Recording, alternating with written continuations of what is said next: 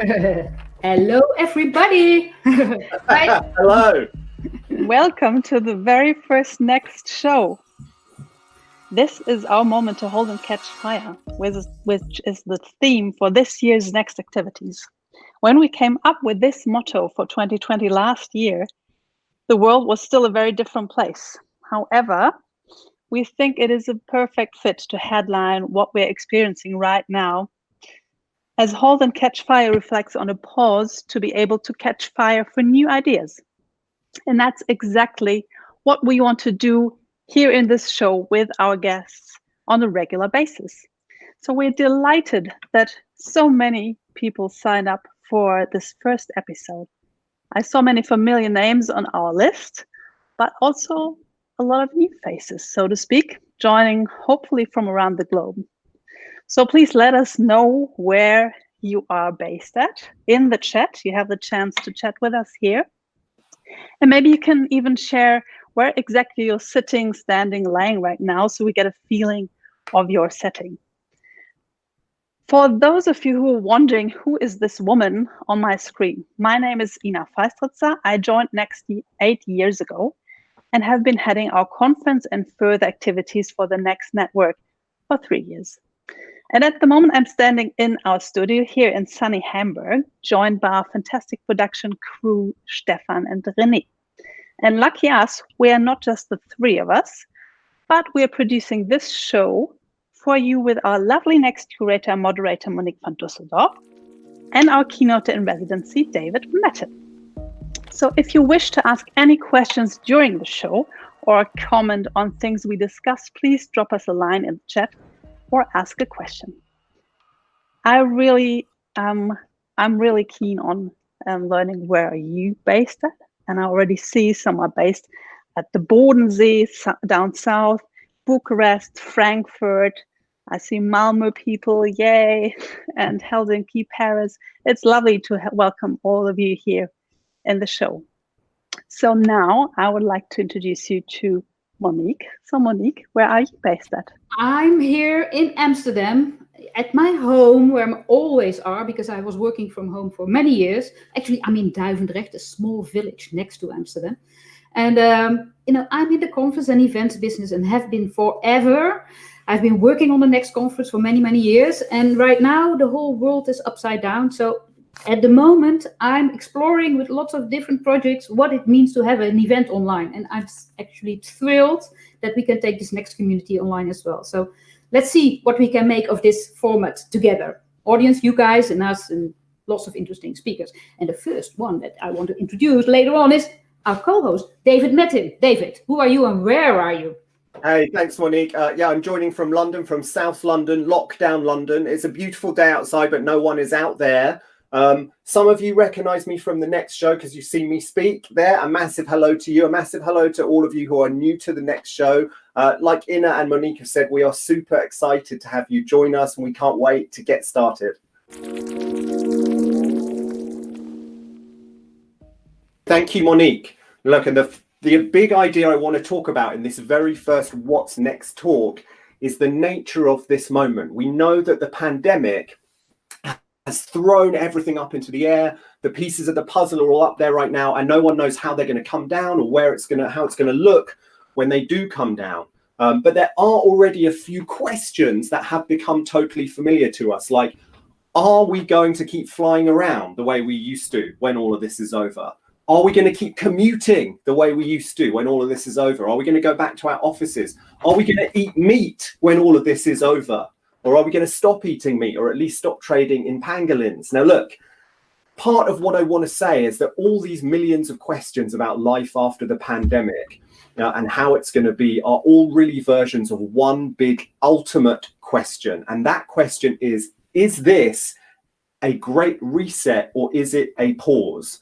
Like, we all know that so much about our lives and so much about the systems we're in needs to change. We face huge challenges like global warming, globalization, inequality, healthcare challenges.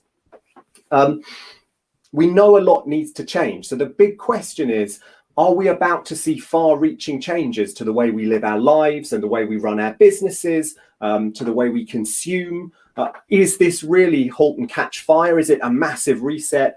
Or will we fall back into the same old patterns and the same old lifestyles when all this is over? Is this a great reset, or is it just a pause? And no one has the answer to that question yet. But what I want to do in this quick talk is two things. I just want to share a framework that I think can help us start to approach some answers. And then the second thing I want to do very quickly is talk about what I think should happen, what should happen next.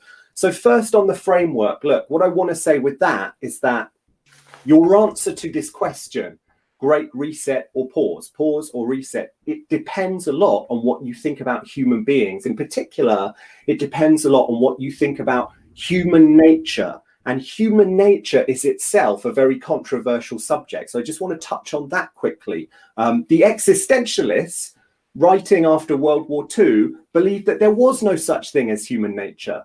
Okay, they believed human beings have to invent ourselves from scratch. We're all a blank piece of paper, and it's up to us to write on the paper. And that's the freedom and also the tragedy of being a human being. And that became a hugely influential idea, and it dominated the humanities, it dominated much of the sciences in the second half of the 20th century. But there is now an emerging consensus, scientific consensus, that the existentialists were wrong, that there is such a thing as human nature, and it's a product, it's a legacy from our evolutionary past. Now look, I have spent the last 10 years thinking about consumers, thinking about human nature, thinking about how people change, why they change, if they change.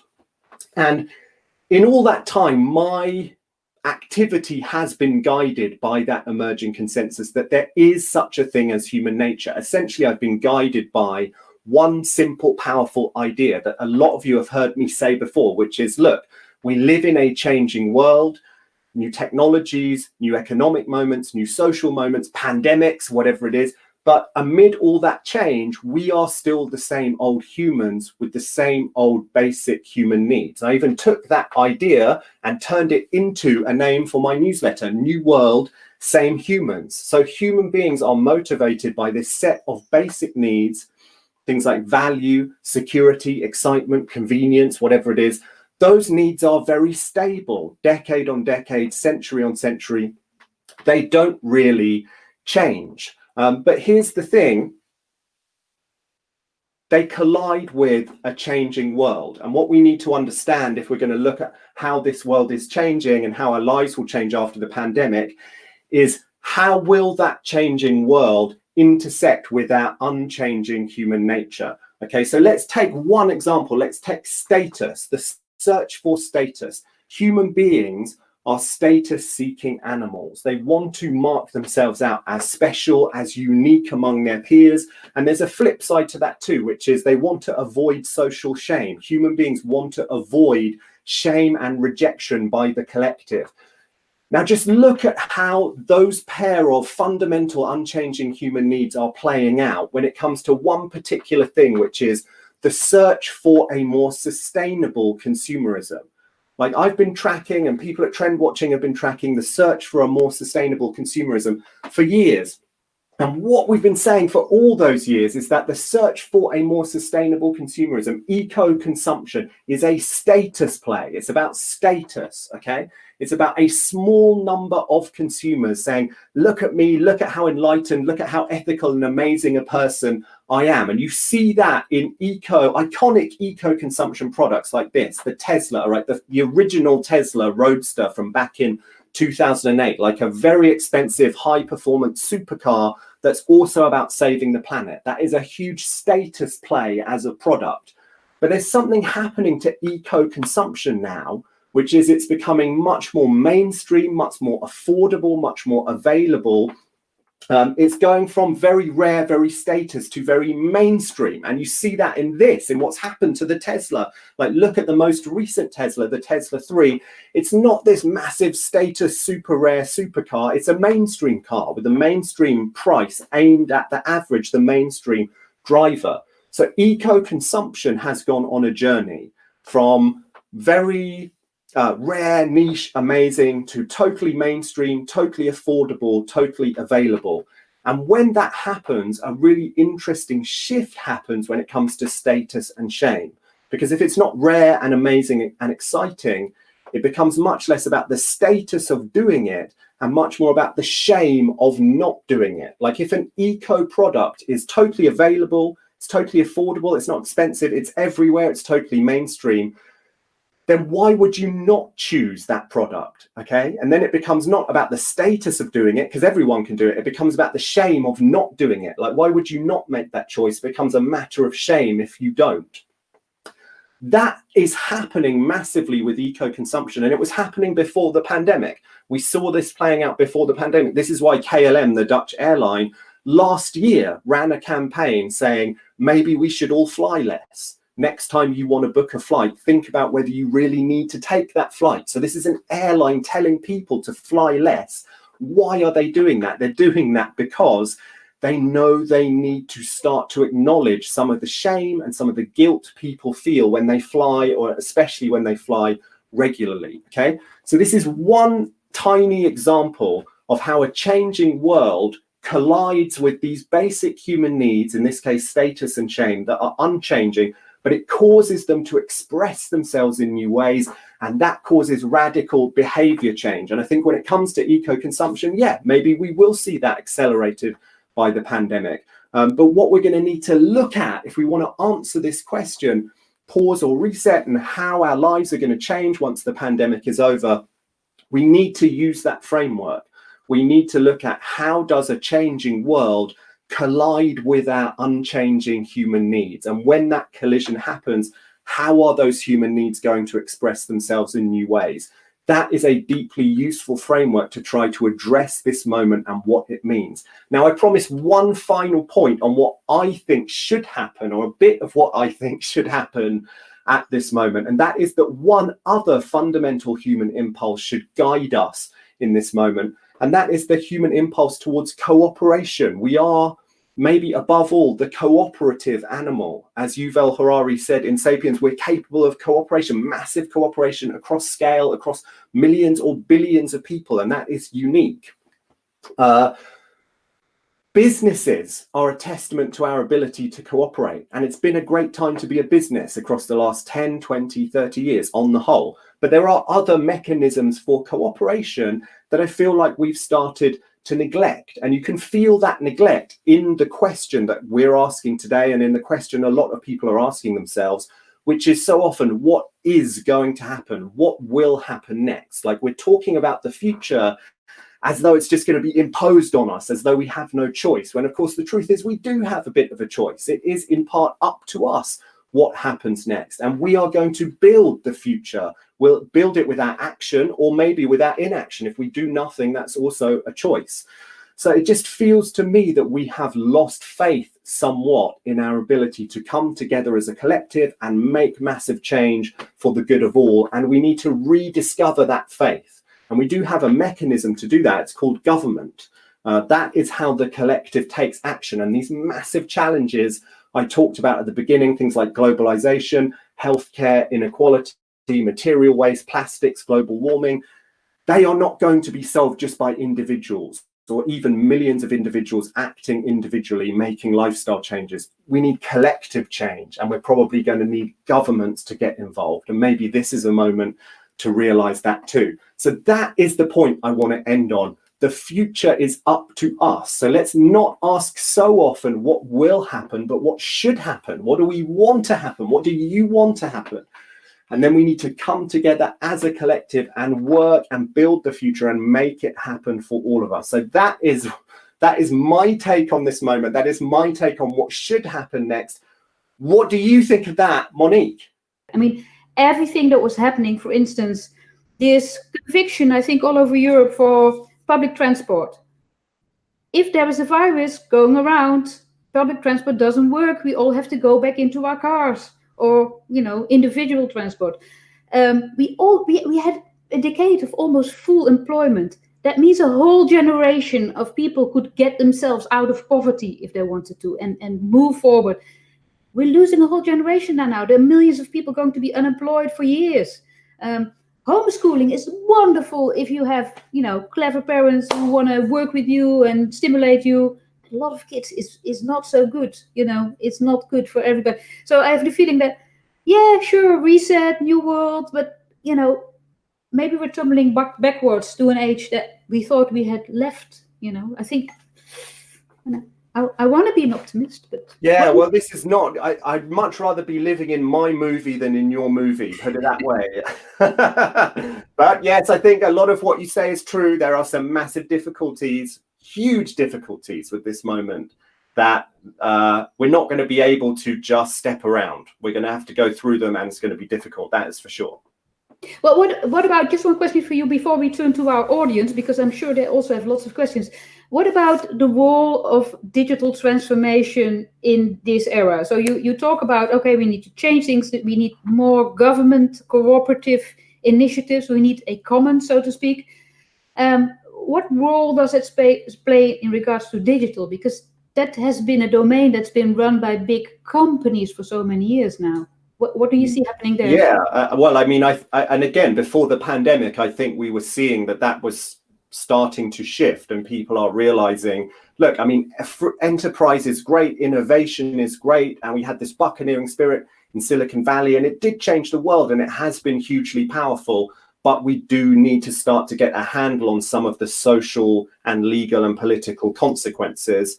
And I think we need the collective, as unfashionable as it can be to use this word. We're going to need government and regulation to help us do that. And again, these issues are hugely complex. No one's pretending they're easy, but I think we need to step up a bit more and really, really think about them. And I was fascinated to see today that Facebook just named that 20-person committee that's going to help adjudicate on content and privacy issues. So yeah, we'll see how that goes. But of course, I'm suspicious about huge corporations appointing their own, oversight. Now they can at least point to the committee and say, yeah. And Ina, what questions do our listeners have, our viewers, what we say, our audience? Some, I guess, from the German audience. One of the many Martins asks what this crisis will mean for the German automotive industry long term. What do you think?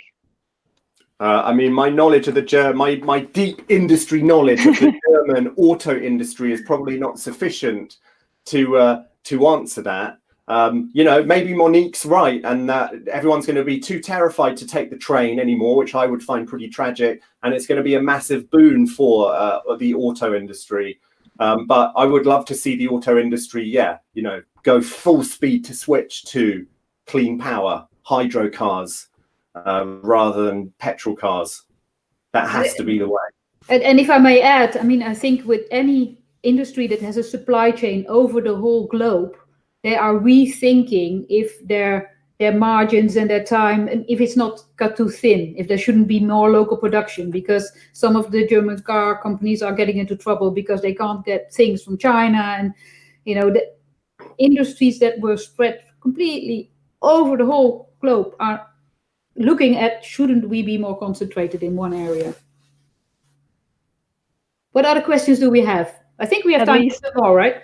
At least if people want to go to auto disco, they definitely need a car. So much can be said. I've got another question. Marina wants to know, what do you think the biggest cause of loss of faith in collective action has been?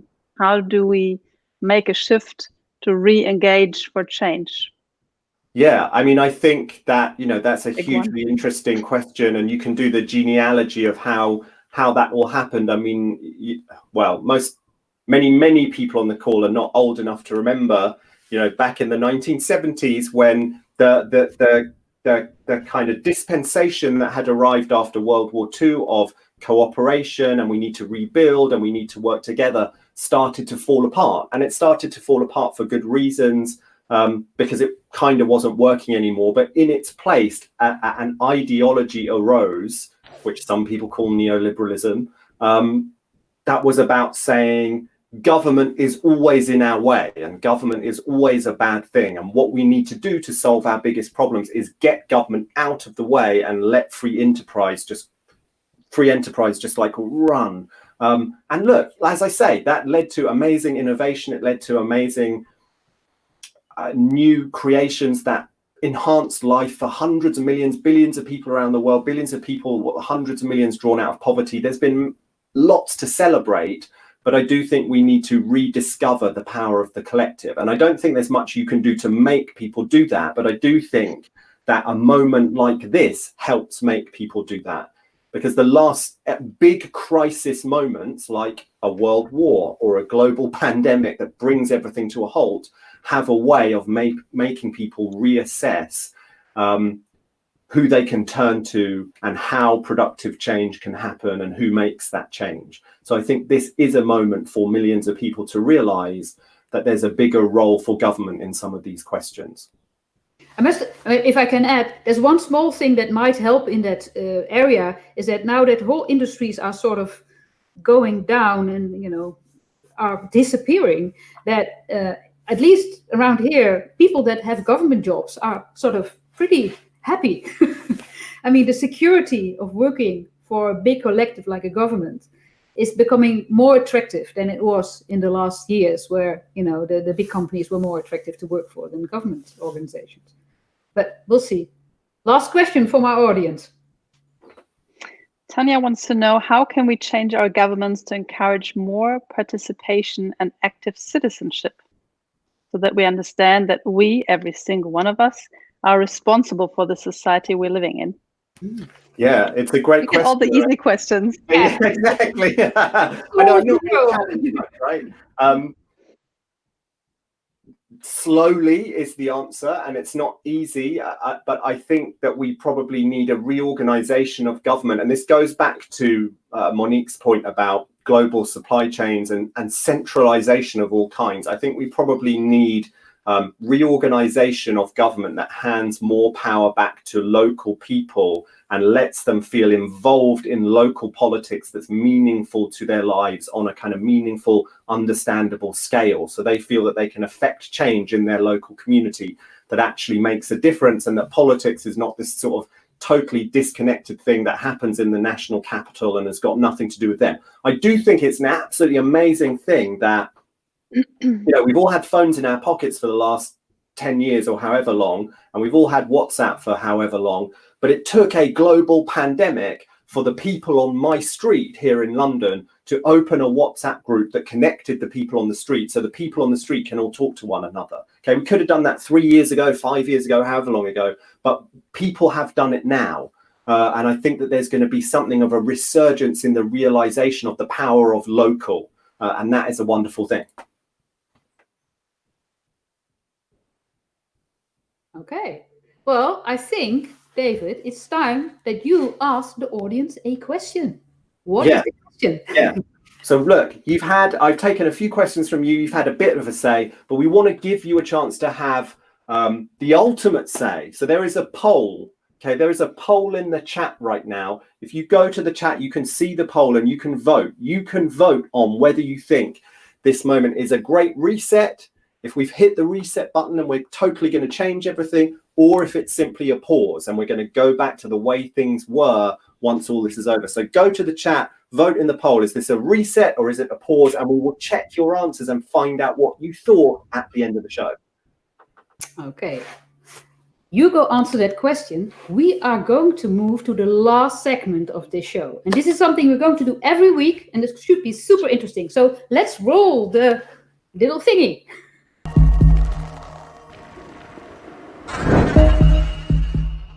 Welcome to the first edition of a regular segment in the next show.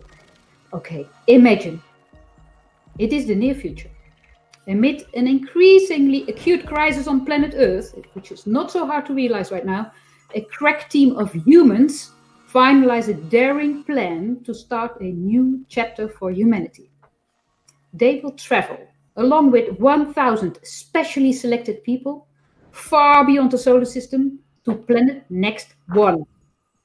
There, they will establish a permanent base, a new society, a new home for human beings. So, thanks to our outstanding achievements, you have been chosen, and I'm talking to you, David, but also to everybody who's listening, to be among the first 1,000 pioneers to travel to next one. And we have 5 questions for you. Question number 1. Name one luxury physical object you want to take to your new home. Okay, one luxury physical object. Now, I've thought very carefully about this. My whole life, I have been a dishwasher.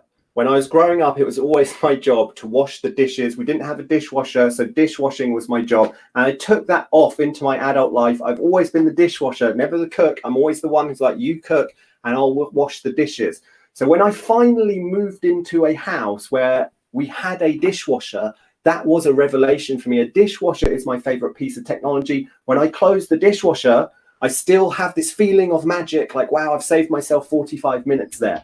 But then at the last minute, I realized there probably will be dishwashers on Planet Next One.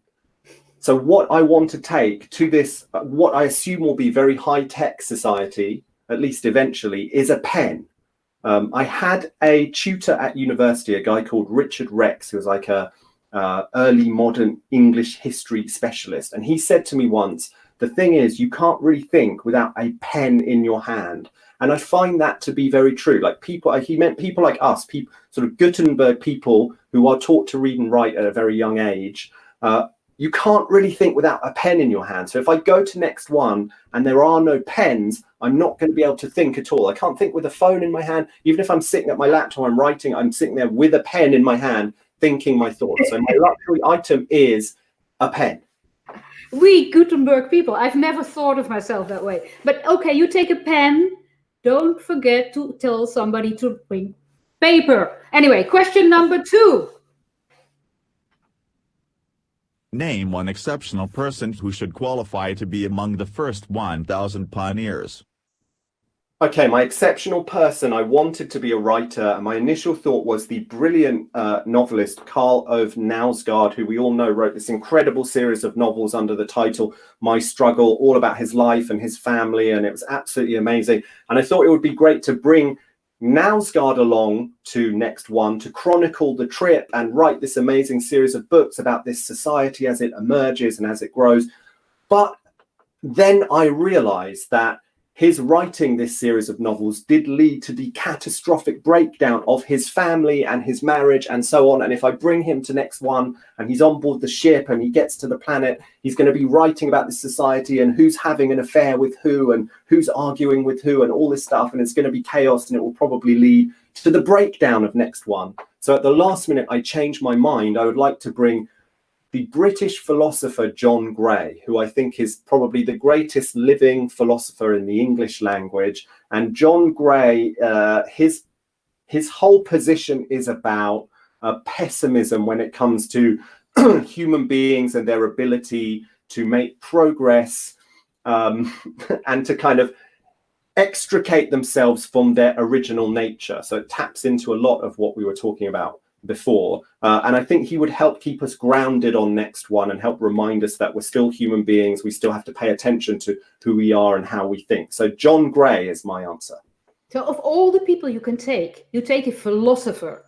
Yes. Now, I swear I would take an entertainer, not an entertainer. Next question. Create one law that bans something from our new world forever. Explain. Okay, originally I thought I would ban social media, but then I do use social media myself. I thought I would try to ban social media influencers, but that maybe seemed a bit unfair. So I've arrived at what is perhaps a controversial answer. I would like to ban on Next One private schooling. And I'm influenced here by Plato's Republic. In the Republic, Plato says, if you want to build the perfect society, the first thing you need to look at is the education of your children. So I would like to make sure on Next One, everyone is educated together. No one goes off and is educated separately. We're all educated together on Next One. We can inculcate a community spirit in our children. I have many lovely friends who are educated at private school, but I do think that there can be a link sometimes between private schooling and bad governance, and that we're seeing that in the United Kingdom right now. We don't want any of that on Next One. So I would like to ban private schooling on Next One. Okay, I'm just telling you, for this, you don't have to move to Next One. You could move to the Netherlands, anyway, next question.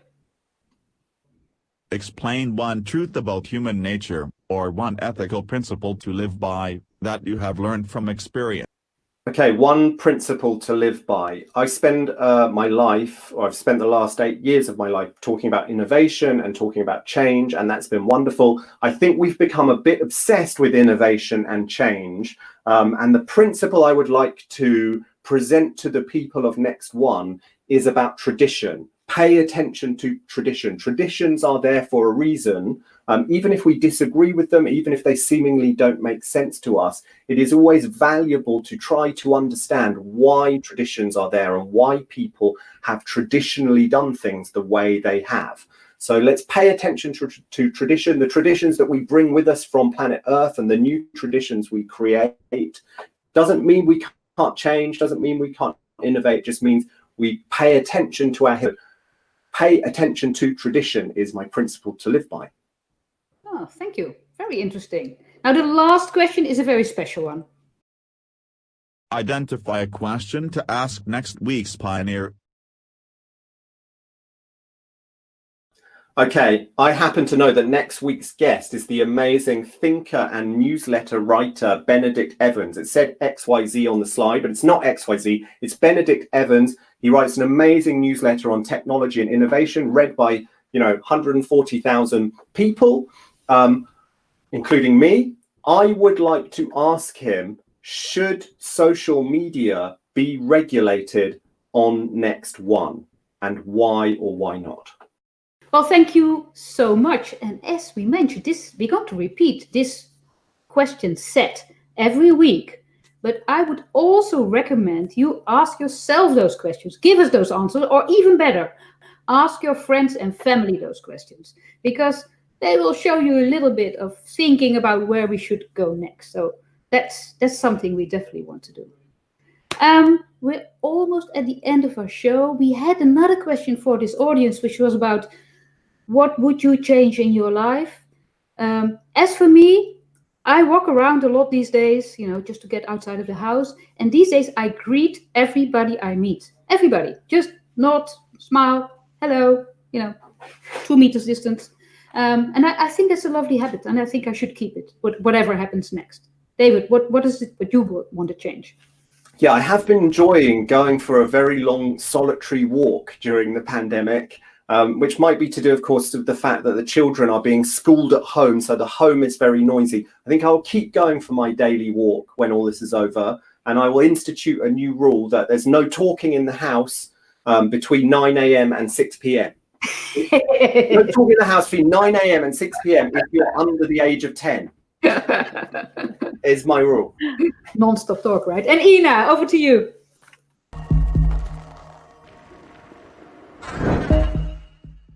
I have the poll for you, and believe it or not, people saying reset or pause, it's exactly 50-50. Really? And it's not because only 2 people answered, right? I mean, no. More than 100 people answered. So thank you for participating in this little poll. And amazing that we're just so no clue, but yeah, interesting to see. I don't know if that means I was persuasive or not. I was 50% persuasive. All right, then. This is all we have for time for today. Thank you so much for listening and staying around. If you want to, you can still stick around in the chat. I saw a lot of questions in there, so we're happy to stay with you in the chat. Monique and David will also join and answer some of those. And we're also super keen for your feedback. So what did you like, or is there anything you would do differently next time? Please let us know. And speaking of next time, we are looking forward to having you back next week, I hope, when David and Monique will welcome our first external guest, as you already heard, Benedict Evans. He's a renowned analyst with 20 years of experience in tech and media, and me and around 140,000 others are reading his newsletter every week. And we're super keen to get some insights on the changing economy, the role of monopolies, and forced digital adoption next week. So thank you so much for watching. Stick around and hope to see you next week. See you next week. See See ya. Bye. See you in the chat.